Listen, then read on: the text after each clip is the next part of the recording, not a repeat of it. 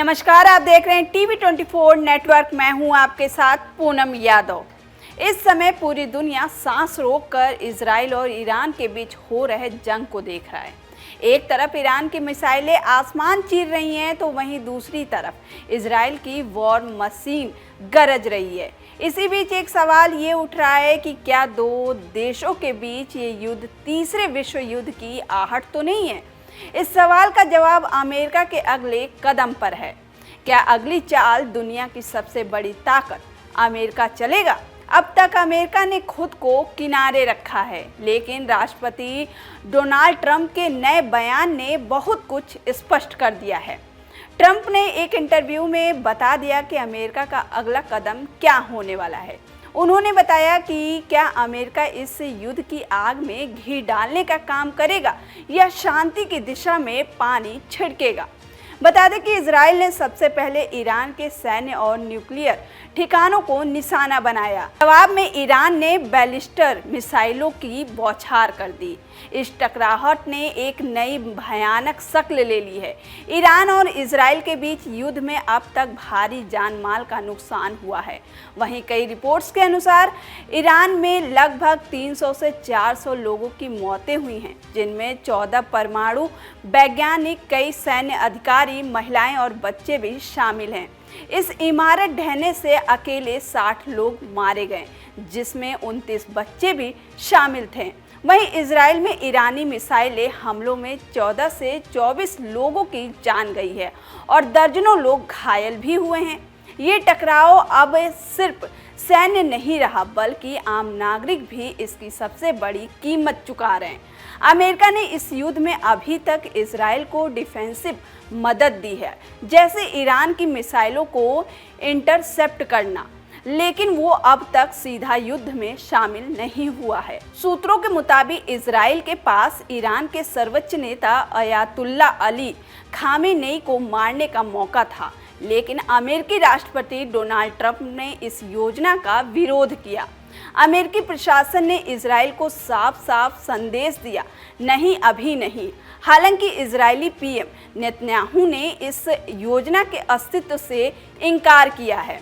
रविवार को एक इंटरव्यू में ट्रंप ने साफ कर दिया है कि इस युद्ध में अमेरिकी किस साइड रहेगा। उन्होंने कहा कि हम इसमें शामिल नहीं हैं।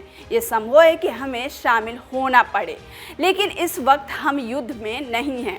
वहीं ट्रंप की बातों से अभी तक तो साफ है कि अमेरिका एक कदम पीछे है, लेकिन युद्ध के लिए उसके दरवाजे खुले हैं। मध्य पूर्व की इस आग में अगर अमेरिका कूदता है तो ये जंग केवल क्षेत्रीय नहीं, वैश्विक संकट बन सकती है। आपको बता दें कि इजराइल और ईरान के बीच 5वें दिन भी संघर्ष अभी जारी है। इजराइल ने तेहरान पर सोमवार रात कई एयर स्ट्राइक की। वहीं ईरान ने इजराइल की राजधानी तेल अवीव और हाइफा पर बमबारी की। अमेरिकी राष्ट्रपति डोनाल्ड ट्रंप ने ईरान की राजधानी तेहरान में रहने वाले सभी लोगों को तुरंत शहर खाली करने की चेतावनी जारी की है। उन्होंने मंगलवार यानी आज कहा कि ईरान का न्यूक्लियर डील साइन न करना मूर्खता है। तो वहीं इजरायली पीएम बेंजामिन नेतन्याहू ने जंग खत्म करने को लेकर कहा कि खामेनेई की हत्या से जंग बढ़ेगी नहीं, बल्कि खत्म होगी। एक इंटरव्यू के दौरान जब नेतन्याहू से पूछा गया कि क्या वो खामेनेई को निशाना बनाने की योजना बना रहे हैं, तो उन्होंने कहा कि हम वही कर रहे हैं जो हमें करना चाहिए। इस दौरान नेतन्याहू से पिछली रिपोर्ट्स का भी जिक्र किया गया, जिसमें उन्होंने कहा था कि अमेरिकी राष्ट्रपति डोनाल्ड ट्रंप ने ईरानी सुप्रीम लीडर को निशाना बनाने की इजरायली योजना का खारिज कर दिया गया था, क्योंकि इससे संघर्ष बढ़ जाता। इस पर नेतन्याहू ने कहा, इससे संघर्ष बढ़ेगा नहीं, इससे संघर्ष खत्म हो जाएगा। इजरायली प्रधानमंत्री ने कहा कि ईरान हमेशा के लिए युद्ध चाहता है, वे हमें परमाणु युद्ध के कगार पर ला रहे हैं। उन्होंने आगे कहा कि वास्तव में इजराइल का इस आक्रामकता को खत्म करके इसे रोक लगाना चाहिए और हम केवल बुराई की ताकतों के खिलाफ खड़े होकर ऐसा कर सकते हैं।